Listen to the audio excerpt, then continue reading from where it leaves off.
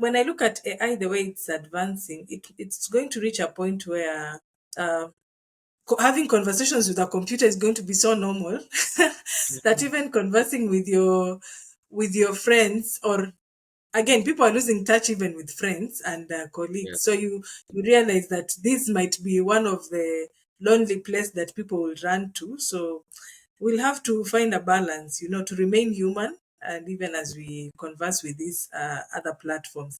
Yeah, actually, Yeah. when you say that, I just thought some of us who are used to talking to ourselves, having Yeah. somebody to respond to our our own mumblings Yes. will not sound mad anymore.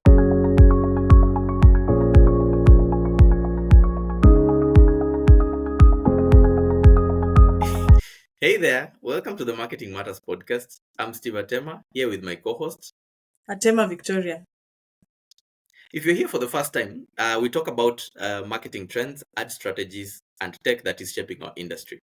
Now, today we are going to cover about some of the news that made headlines in the past few weeks, and one of the most memorable ones was Musk suing advertisers for not advertising. We also had Google's latest response to OpenAI. Tech companies are up to no good, and Instagram is doubling down on vanity metrics. So let's dive in, and we are starting with the story about Elon Musk. So our favorite or not so favorite billionaire is suing a group of advertisers for what he claims as them conspiring to boycott advertising on X after he purchased it in late 2022. Now, the main target of this suit is a company or an association called the World Federation of Advertisers, which carries or which is an umbrella body for many advertisers. You can think of Unilever, health companies, Mars, and many other groups that use this as their main lobby for their issues. Now, he is accusing this group of using one of their subsidiaries, and that subsidiary is called the Global Alliance for Responsible Media, for coordinating a pause in their ad spend on X, just because Elon Musk had decided to buy that company at that time. Now, he has also been known to argue or to say that you guys can go and screw yourself. I'm going to run this platform the way I want. Now it's quite an interesting twist for him to go back and say, you know what, I said you guys can go and do whatever you want with yourselves, but now I am suing you for not for actually doing what I threatened you to do, and which was, if you don't want to be on X, you can go. I don't know what, Vicky, your thoughts are about what this type of a reaction is by Musk, and what do you think is the end game here?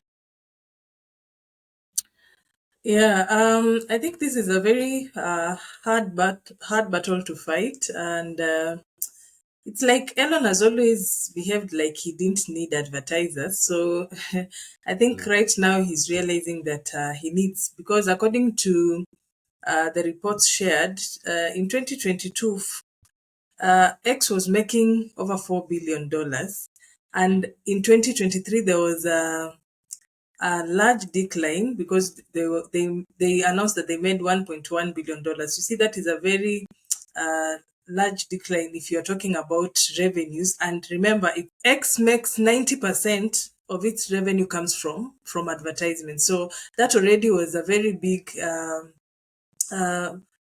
very big gap on yeah. the revenue share. That's why I think that's one of the reasons that caught Elon's attention to even decide to sue the advertisers. And Mm, according to me, I feel it is going to be a very hard debate because it needs actual proof that these advertising companies, or these companies that are in this the Global Alliance for Responsible Media, that they really colluded to boycott X. It really needs actual proof. And even if they do, I'm just thinking that maybe he wins the case. Will these advertisers still want to go back to advertise? As in mm. if I'm Elon, instead of me thinking of suing my clients or potential clients, why not satisfy what they want? Because at the end of the day, I need to please the people who are giving me money for them to continue giving me money. So But I don't know how yes.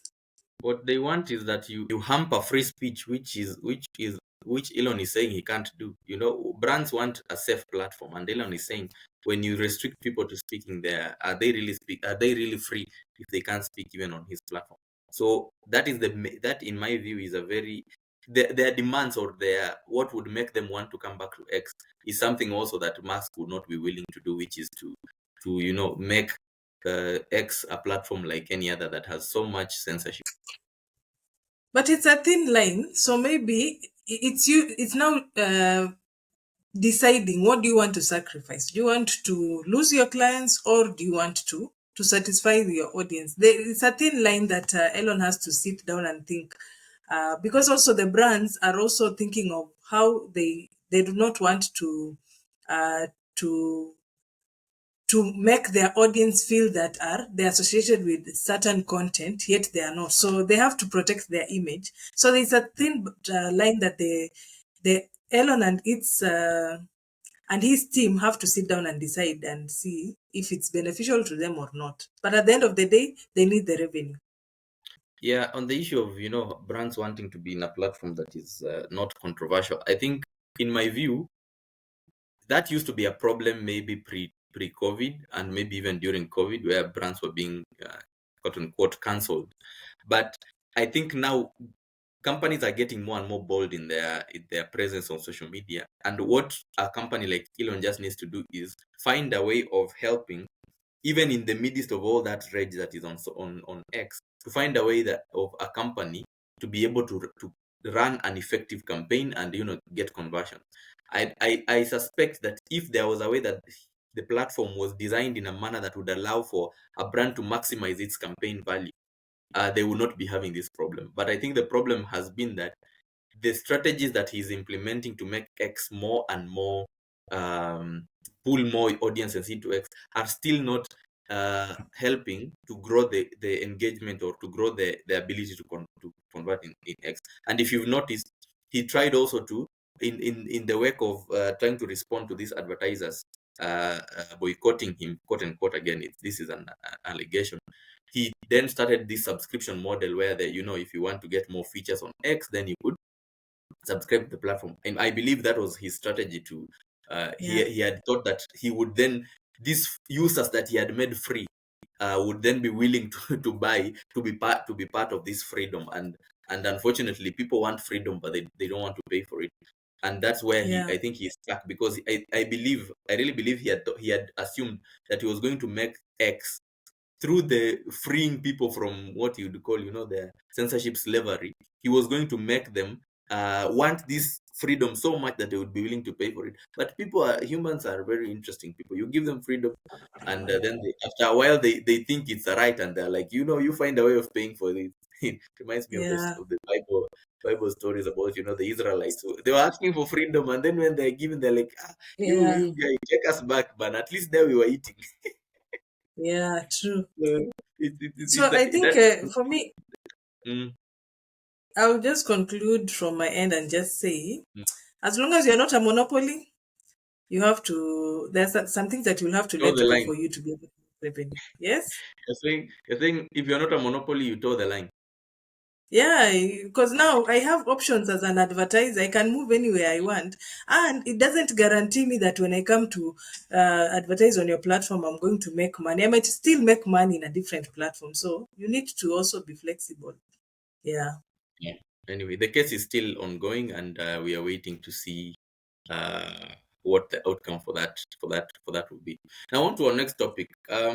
Frenemies in tech. A partnership of two competitors. What could possibly go wrong?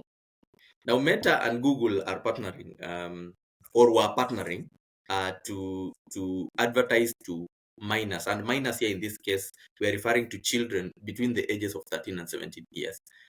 Now, why is this a problem? It's a problem because it has been known that these digital platforms are supposed to restrict advertising to minors because of a predatory behavior online, and there is also a Child Safety Act happening in the US, and I think also it's in place in EU. Brands are it is shunned upon for brands to target young audiences for whatever type of advertising, whether it's for kids content or whatnot. You are not you are not allowed. And in fact, Google's own policies and rules restrict advertising to children. Now, it's quite telling that according to this report by the Financial Times, that these companies partnered to advertise. These companies here, meaning Google and Meta, partnered so that Meta could advertise its Instagram platform on to young kids between 13 and 17. I don't fully understand what the whole rationale was for them. I guess they're trying to pull audiences from TikTok, and maybe Google, since it's not a direct competitor of Instagram, figured, okay, maybe. And of course, Meta is one of the biggest advertisers on Google Ads. But anyway, they partnered with this company through a social media company called Spark Foundry, which is subsidiary of Publicis. If you know about Publicis, you know how big that agency is. Yeah. And they were running a pilot campaign. And this pilot campaign ran in Canada and in the US between February and May. And what this campaign was, it was trying to help people, it was trying to target these young kids. Again, they were not exclusively targeting it. They are targeting an audience called unknown, according to Google, which unknown is an audience that even Google themselves claim they don't even fully understand the demographics. It can be gender, it can be their age.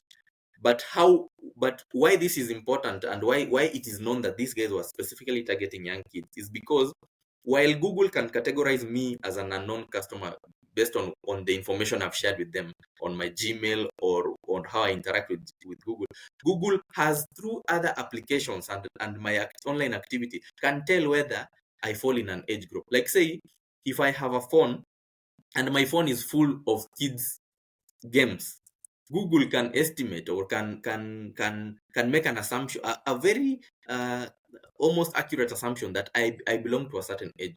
So while they can say that, okay, we didn't know these guys were kids, they can use their other network of platforms to know that these people that we are targeting are indeed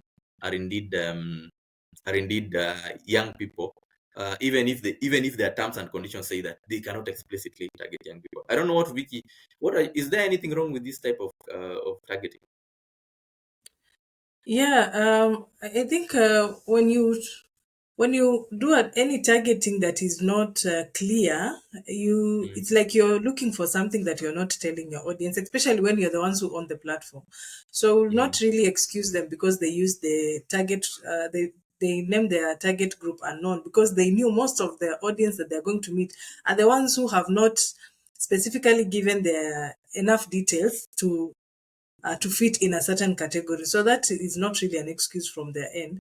And I'm just looking at TikTok. I think TikTok came where TikTok has really found a way to capture the young audience, and that is one of the uh, challenges that Meta has strained to have. Even YouTube is having an audience, the millennials and above, and then the young the young kids, like the people who are children who are listening to Cocomelon and the likes, but the teenagers, they haven't been able to really grasp that kind of audience. So Meta and Google have scrambled to retain attention of the young users. So I think this was one of the ways to see if they can detect or they can know if the audience is on this platform, and if they can find a way to be able to retain the same users to just get to compete with TikTok, just as you have mentioned.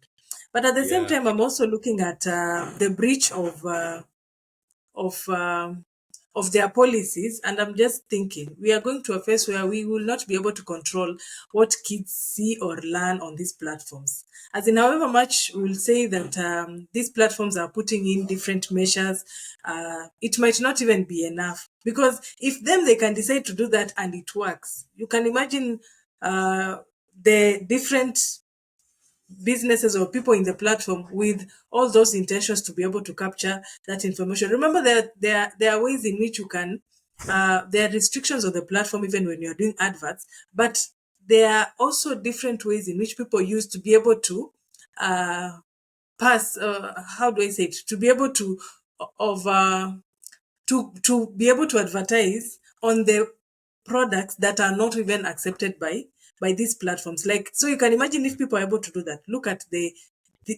people, kids in this category, the teenagers. If they are given these platforms to operate on, the Facebook, the YouTube, it will reach a point that there are things that you'll not be able to control. They'll find ways to maneuver to see what they want to see, because of that, just their mysterious way. So I don't know. It will really be a thin line for us to be able to control this, what they can see and what they cannot see on these platforms. But I don't know. We just wait to see. Yeah, for me, they ran two campaigns, one in Canada and one in the US, and we don't know the findings. So when a company is very secretive about its campaign strategies, and of course, you sometimes it's not even sometimes, most of the time, companies don't tell you about their campaign strategies. It's not, it's something that is not known to be a public document. But I'm curious. I suspect that maybe they have some findings, and given the backlash Yeah. that they are facing, they are going to adjust it and suit their different objectives. I'm not sure what the long term plan is between YouTube and Meta, but I suspect that if the campaign was successful, they are going to find creative ways to still run such campaigns in future, but now be more careful so that it doesn't leak. Anyway, Yep. so on to the next story, and interestingly, every time we have a story on Meta that is negative, there is always another story that is following it. Positive. Now we have no, not always positive. Like when Meta starts hitting it's like Meta always hits headlines, even when you're not even looking for information. Now they're coming up with a new metrics for measure, not even a new metrics, they are updating their primary metrics on Instagram. And Zuckerberg has decided that the most important metrics that should be relevant for any creator is views. And now, why is this important? Because IG runs different types of media formats. We have reels, we have live videos, we have photos, carousels, and stories. And each of these media formats, when you go to the insights page, they categorize views in a different manner. Like I think reels is plays, and then live, I guess, there are several terms that maybe for a normal creator would be confusing. And even when you're trying to analyze your overall campaign or your overall social media, you have a challenge. Now they are saying that this rationalization will ensure that users have the same metrics across all the Instagram video formats, and this will help them understand or get better insights on or how their content is performing, regardless of the format. I don't know what your thoughts are, Vicky, on this change, and whether it's as important as they doubt it to be. Um, I think it's a good. It's not so much of a big deal, but I think it's a good way to because I think one of the things that they mentioned is they want to be uniform, even in line with what their competitors are also showing. So I think it's a good way to help their audience be able to relate with what they see. So Yeah. I'm also looking at uh, this is also probably attributed by the updates that they also shared about allowing Instagram to be able to to have 20 posts per carousel. This will also be, and then you can also change that carousel convert it into a reel. I think this is one of the things that will make the views feature work. So, like when you have 20 posts, now Instagram is able to look at how many views were you able to have maybe per post. If it's a reel, how many views were you able to have when you converted that post into a reel? I think that is good for especially content creators, because now, even as we talk about the content creators monetizing their platforms, this is one of the ways that will help them monetize, because when you convert the 20 posts into a reel and then you get views, that is going to help you make more money. However, for brands, I think it might pose a challenge, because now you will not be able to really have clear analysis or clear guidance if these views are the right views to be able to make you make a decision, because they might be views but they are not views that are going to lead you to conversion or true results. Yeah. The audience might actually not maybe relate with your content, but they just saw your content, and then maybe through an influencer or through any other place, and then you assume that they relate with your content, yet maybe they just happen to see the post or the reel that you showed. So that is going to be a gray area on the brands. They'll have to figure out how they'll be able to still test their adverts and content to ensure that whatever they are showing their audience, it's really true results they're getting from their audience. But for the content creators, it's a plus. Yeah. Yeah, and that's my concern, and that's why I call it a vanity metrics. It's good to have views on your platform. Even X has a lot of views, but when I'm running a campaign as a business or as a content creator, I want to deliver value to my client or to myself if I'm the brand that I'm marketing. And when we go for matrices like views, I am of the opinion that then it waters down the whole purpose of a campaign, because then everybody, when it's a primary metrics, it becomes like that is the metrics that you're supposed to be focusing on, and that's the metrics that you share Mm. even with your clients. That's the metrics that even the platform is optimized for. So while they are saying, okay, you shall be able to get these other matrices when you go to the meta ads manager. I think them trying to push this again is what you had said earlier about them trying to be like other brands, which is like TikTok, which is heavy on views. And even if you Mm. have been observing, X is also getting heavy on views. In fact, X, there was a time they had said they were going to do away with likes, and even I'm not sure if they are doing away with the retweets, the numbers, so that they just focus on how much your content was viewed. And while this is good for maybe brands, when they say that we did this campaign and we got 50 million eyeballs on that campaign, what does it translate to in terms of whether the people are actually engaged with the brand? What does it say in terms of how your conversion was? So I think it's a good metrics for anybody who is just interested in showing that their campaign worked.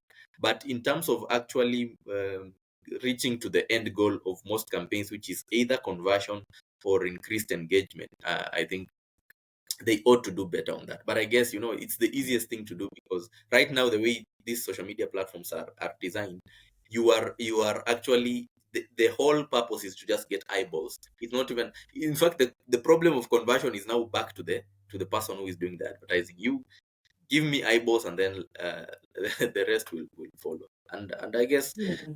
that is the direction that these platforms will go. It's I'm curious what YouTube will do, or any other new platform, because I believe there is still another social media platform that is going to come, and probably will be more useful to us advertisers. And I suspect this is probably why even Facebook still works best for most businesses, whether you talk about it locally or globally. Facebook still Mm. delivers value for any advertiser, whether you be a small business or a large conglomerate. Anyway, finally, we are going to talk about the latest news, or the latest update from the tech world, which is Google launched what they call Gemini Live. Now, Gemini Live is basically Gemini, and if you don't know about Gemini, we talked about it in a previous page, in a previous post. You can go through it. Probably we shall be able to share with you the link. But Gemini, Google Live is an enhancement of Gemini, and what they're saying is that what they're trying to do is with Gemini Live, it shall be able to enhance interactions between users and the Google Assistant solutions.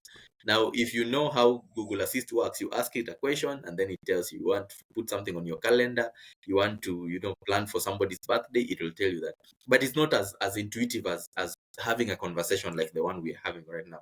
So what Gemini Live is, and based on what they did in their demo session, it will be like having a conversation with an assistant, an actual assistant. You can Yeah. tell it to plan your day. You can tell it to post any important update. You can even ask it questions, and even as you're talking, interrupt it and say, maybe you are having a discussion, it starts answering, and they're like, no, no, no, you do this, 1 2 3, and it will even understand your interruption mid sentence.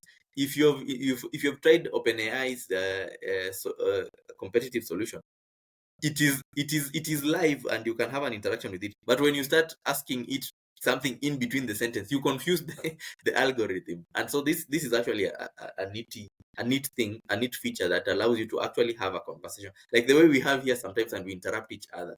Imagine now doing that Yeah. with a platform. It makes it more natural and more useful for any person who is trying to use it. And the way they are touting it is going to be like an assistant on their platforms, and that's why they're launching it with the Google Pixel 9. and soon it will be available to every other Gemini use. Thoughts, Vicky, on this launch and whether it's a threat to OpenAI? Yeah, I think this is a very good news to many people because when you look at if you're a competitor, if you have your competitor coming in and doing what you're doing, and again even doing it better, having more features, that is a threat to OpenAI. Now, when you look at it's still a new. I think it was just announced the other day, and for you to Mm. be able to use it, currently it's still a premium plan because you need to log into the Google One app, and then you have to pay at least $20 per month. But it's from the videos that I've seen, it allows great conversations.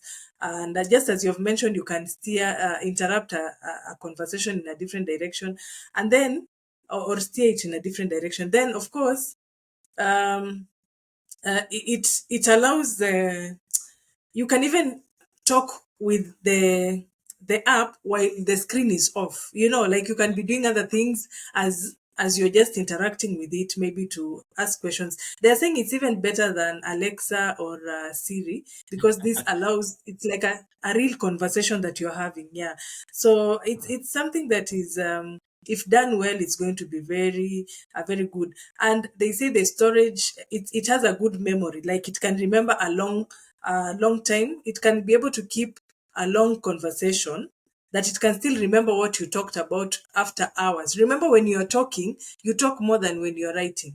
So it Yes. needs to have that memory capability to do that. So that is very good.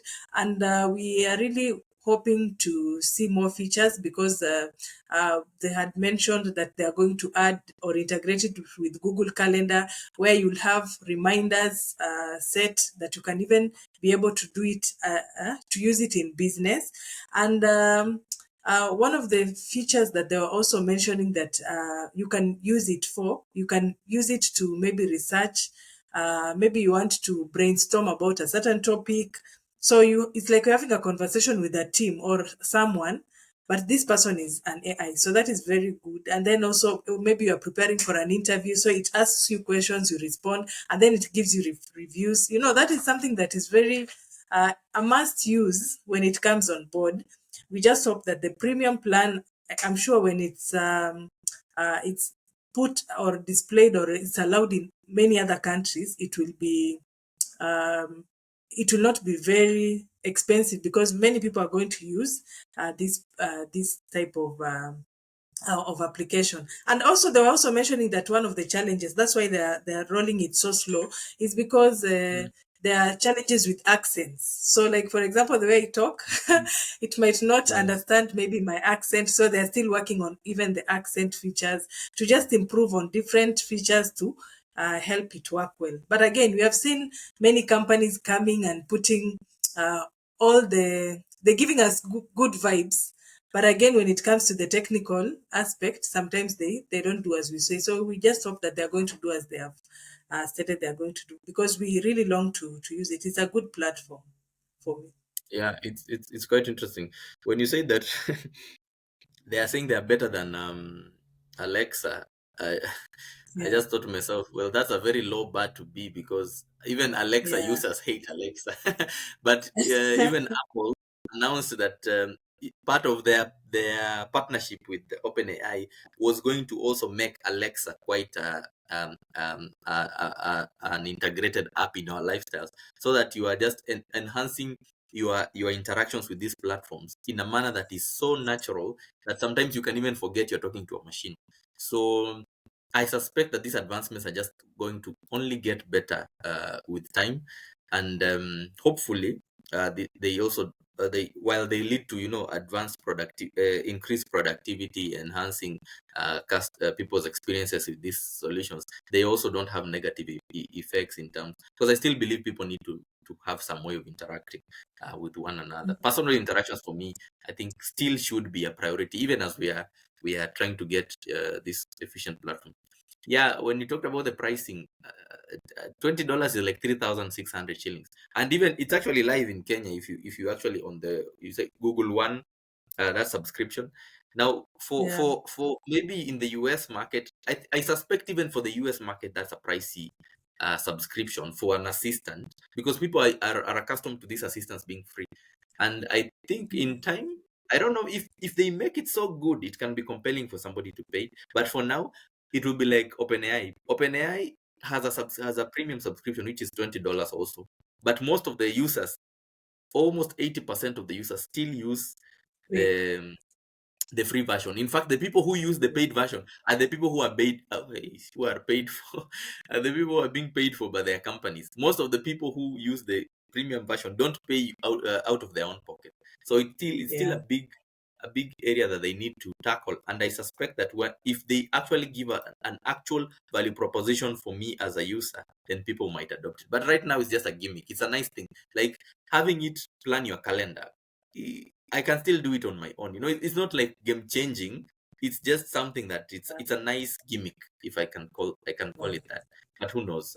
Those are Yeah. just my submissions on the news segments. Yeah. So I think this was a very good conversation. I'm just trying to think of AI, where AI is taking us. And yeah, it's true as you're saying, our social lives doesn't need it should not. You still believe in the personal conversations, but when I look at AI, the way it's advancing, it's going to reach a point where uh, having conversations with a computer is going to be so normal that even conversing with your friends, or again, people are losing touch even with friends and Yeah, colleagues. So you realize that this might be one of the lonely place that people will run to. So we'll have to find a balance, to remain human, and even as we converse with these other platforms.